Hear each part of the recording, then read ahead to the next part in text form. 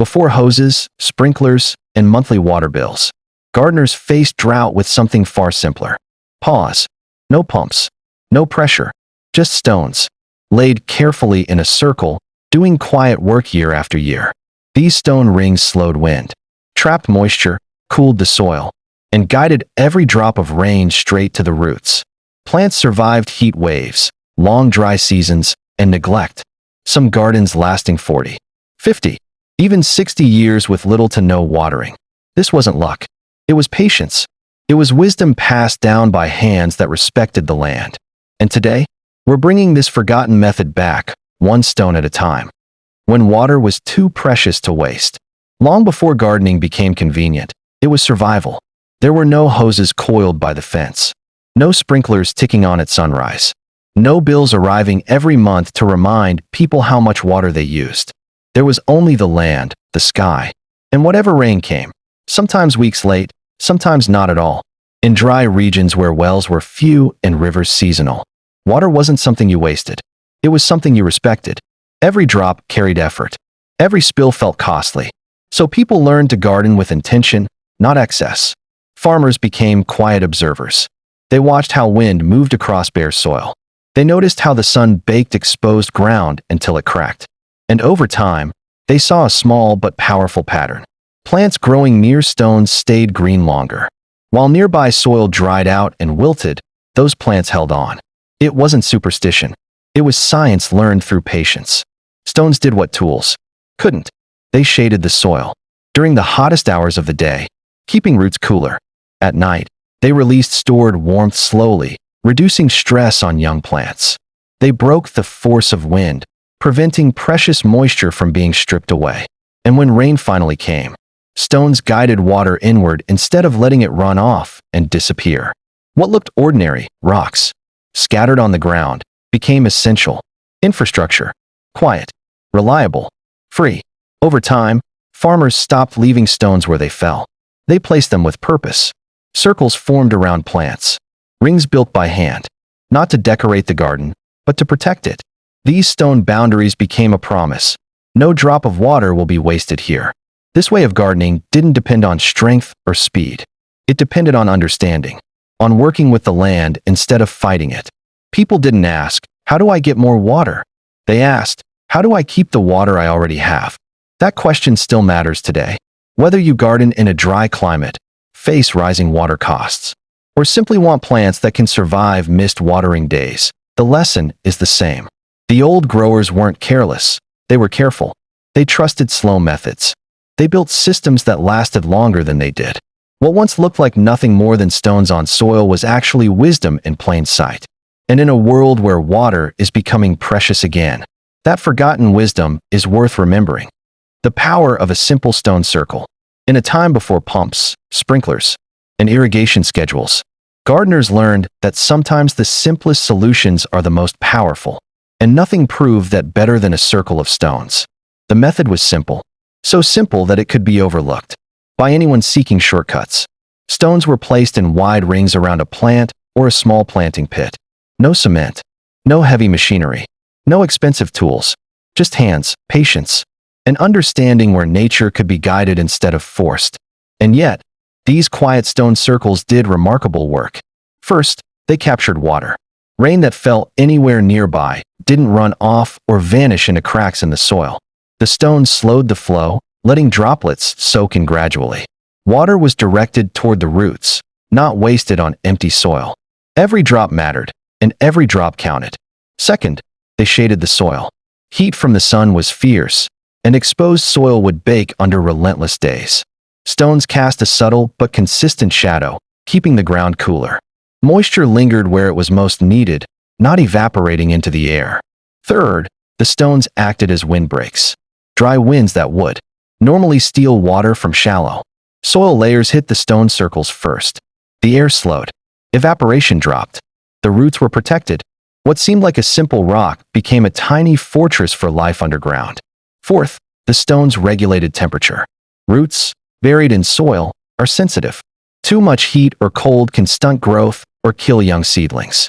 The stones absorbed the sun's heat during the day and released it gradually at night. keeping the microenvironment stable and forgiving. The results were subtle at first, but undeniable over time. The soil grew richer. Microorganisms returned, breaking down organic matter into natural nutrients. Earthworms and beneficial insects made their homes among the stones. Roots, no longer stressed by surface heat or wind, dug deeper and stronger. Plants became resilient, thriving even when rains were late or scarce. Watering, once a daily or weekly task, became almost unnecessary. Nature, guided carefully, did what humans could not do alone. The stone circle created a partnership between the gardener and the land. A relationship built on observation, respect, and patience. What's remarkable is that this technique didn't require knowledge of complex science, expensive materials, or modern tools. It relied on principles anyone could follow: slow, steady, and deliberate care for the soil and plants. In a modern world where convenience often overrides wisdom, these stone circles remind us that sometimes the most effective solutions are the oldest ones: simple, deliberate, and quiet. Stones that seem ordinary in your hand can transform an entire garden, year after year, without pumping, sprinkling, or digging. Why it lasted decades. In today's world, we rely on systems that demand constant attention. Sprinklers clog, hoses crack, pumps fail. Fertilizers must be applied again and again. Maintenance is endless, and when it's neglected, the garden suffers. But the stone circle method, so humble, so simple, aged differently. Stones don't rot. They don't corrode. They don't need replacing after a season or two. They don't complain, demand attention, or break down after heavy use. Once placed thoughtfully, they quietly do their work. Year after year, through droughts, storms, and heat waves. This wasn't luck. It was design built on observation, patience, and understanding of the land. The gardener's role was not to force growth every day, but to set up conditions where nature could flourish on its own. A stone circle was less about controlling the garden and more about guiding it. It was wisdom made tangible, literally shaped from the earth itself. And because stones were durable, some gardens didn't just survive a season. They survived decades. Children grew up planting inside the same circles their parents had laid. Generations learned by observing, adjusting, and adding to what was already working. A garden became more than food. It became a legacy. The longevity of these stone circles teaches a powerful principle. Sustainability comes not from constant effort, but from thoughtful setup. Modern gardeners often believe that survival depends on constant attention. In reality, the foundation matters more than the daily grind. Proper placement, careful observation, and respect for natural forces create resilience far beyond what frequent watering or fertilization can achieve. Over time, the benefits compound. Soil remains richer, roots grow deeper, and microclimates form around each circle. Plants need less intervention because the system itself conserves water, regulates temperature, and shields against wind. One act of careful planning can save decades of work. This longevity also carries a deeper lesson for life beyond gardening. Systems, habits, and projects, anything we care about, flourish when built with foresight and care. Quick fixes may work for now, but durability comes from designing with respect for natural cycles, patience, and understanding of underlying forces. Some of these stone circle gardens stayed productive for 50 to 60 years. That's not just efficiency, it's wisdom. It's proof that lasting results come from working with the rules of nature, rather than trying to dominate them. For today's gardener, the takeaway is clear. Invest time in the setup, observe the land, and place each stone with intention. The reward isn't instant gratification. It's a garden that survives droughts, storms, and neglect. It's a garden that serves not just one season, but generations. Why we stopped using it? For centuries, stone circles quietly did their work. Gardens thrived, roots went deep, soil stayed rich, and water was conserved, all without pumps, sprinklers, or fertilizers. Life was slower, yes, but it was steady. Survival depended on careful observation, patience, and respect for the land. Every stone placed carried intention. Every circle was a partnership between human hands and nature. Then convenience arrived. Suddenly, gardeners no longer needed to watch the soil or track the sun's heat. Hoses replaced observation. Sprinklers replaced careful timing. Fertilizers replaced tending to the soil itself. Quick fixes replaced long thinking. Modern tools promised speed, uniformity, and instant results. The wisdom of slow, deliberate methods, like stone circles, was dismissed as outdated, inefficient, or old-fashioned. At first, it worked. Water flowed freely, plants grew fast, and gardens looked green. People believed they were progressing. But the price was invisible at first. Dependence on machines grew. Soil lost its structure. Water bills climbed. The land itself began to tire. And then reality arrived. Droughts became harsher and more frequent. Rain that once fell predictably became unreliable. Wells ran lower. Hoses broke. Sprinklers clogged. Fertilizers, applied in excess, damaged soil life instead of feeding it. Gardens that once thrived on observation and balance now demanded constant intervention. Plants became fragile, reliant on tools and chemicals, and unforgiving if a day was missed. It was in that moment, the rising costs, the hotter summers, the stressed soil, that people started to remember the old ways. What had been forgotten suddenly seemed logical again. Stone circles, once considered old-fashioned, demonstrated resilience that modern methods could not match. They didn't break, rust, or demand endless maintenance. They worked quietly, consistently, with minimal effort, relying on patience rather than technology. The truth became clear. Convenience had cost more than time. It had cost sustainability. Fast solutions often ignore natural balance. And while they deliver immediate results, they rarely endure. Stone circles, by contrast, honored the natural cycles of soil, water, and sun. They reminded gardeners that sometimes the simplest, most patient methods yield the longest-lasting results. And this is where today's gardeners can learn. In a world obsessed with speed and convenience, we've lost touch with slow, intentional wisdom. Yet the old methods are still relevant. They still save water, conserve resources, and restore soil health. They still grow deep roots that survive neglect, drought, and storms. We stopped using stone circles because we were chasing speed, but nature never abandoned them. The circles remained, waiting for gardeners who understood that durability and resilience come from patience, observation, and cooperation with the land, not just tools, not just shortcuts. Why this matters today? Today, gardening can feel complicated. Shelves overflow with fertilizers, sprinklers beep and whir, and countless gadgets promise perfect soil and lush growth. Yet for many, especially those gardening on a budget, facing long dry summers, or simply craving a more sustainable approach, the simplest methods often make the biggest difference.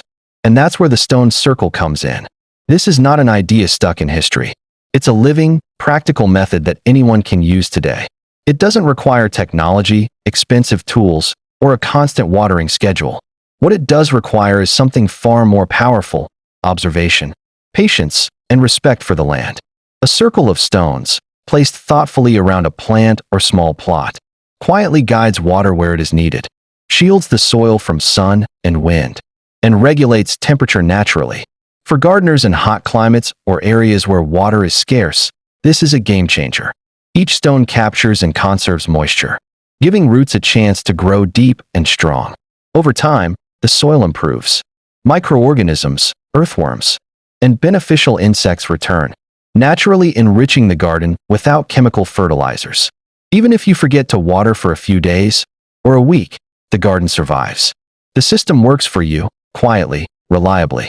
Beyond practicality, there is a lesson in patience and wisdom. Modern gardening often teaches us that speed and convenience are the keys to success. But lasting growth comes from understanding how nature works, not trying to control it. By working with the land rather than against it, you create resilience that lasts far longer than temporary fixes. Stone circles are also about legacy. A garden built with care doesn't just feed the present, it feeds the future.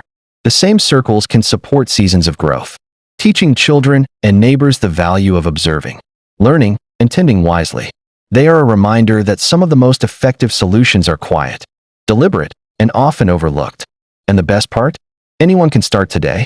One circle, one plant, one small act of care. It doesn't require perfection. It doesn't require wealth. It just requires intention. Place your stones. Watch the soil. Let nature do the rest. In doing so, you're not just saving. water, or protecting plants, you're reconnecting with the wisdom that allowed gardens to thrive for generations before us. In a world that often prizes flashy solutions, the stone circle teaches humility. It teaches patience. It teaches that sometimes the smartest answers are the ones that don't shout. They work silently, persistently, and reliably, year after year. For anyone gardening on a budget, facing dry summers, or seeking lasting results, this method still works. It is simple. It is durable. It is quiet. And most importantly, it is effective. Sometimes, the smartest solutions are not the newest ones. They are the ones that have already stood the test of time. If you grew up gardening with patience and care, you might remember methods like this: placing stones around plants, tending the soil slowly, and letting nature do much of the work. It wasn't flashy and it wasn't fast, but it worked. Plants thrived, roots went deep, and gardens endured. If that memory resonates, tap like to honor the old ways that still have so much to teach us. Think back to those who first taught you how to care for the land. Maybe it was a parent, grandparent, or neighbor who insisted on conserving every drop of water, watching where it went, and respecting the soil. If someone ever taught you not to waste water, or to garden with intention, leave a comment and let them know their wisdom still matters today. And remember, some lessons don't need to be rediscovered. They just need to be remembered. Share this video with someone who believes in the power of slow, thoughtful work. Someone who knows that durability and resilience come from patience and care, not speed or shortcuts. Let's remind each other that the old ways weren't abandoned because they failed. They were abandoned because we stopped paying attention. Stone circles, careful watering, observation, and respect for the soil, they aren't just history. They are tools we can use today to save water, reduce effort, and build gardens that endure for decades. They are a bridge between generations, the wisdom of the past guiding our hands in the present. So, take a moment. Look around your garden. Where could a few stones make a difference? Where could you slow down and let nature do its work? One small act today could save months of labor tomorrow and leave a legacy that lasts for years. Because gardening is not just about the harvest, it's about connection. Connection to the earth, to the seasons, and to the generations who came before us. When we honor that connection, when we respect the methods that stood the test of time, we do more than grow plants. We grow resilience, knowledge, and a legacy worth passing on. If this story reminded you of the gardens of your youth, the hands that taught you, or the wisdom you've always carried, like, comment, and share.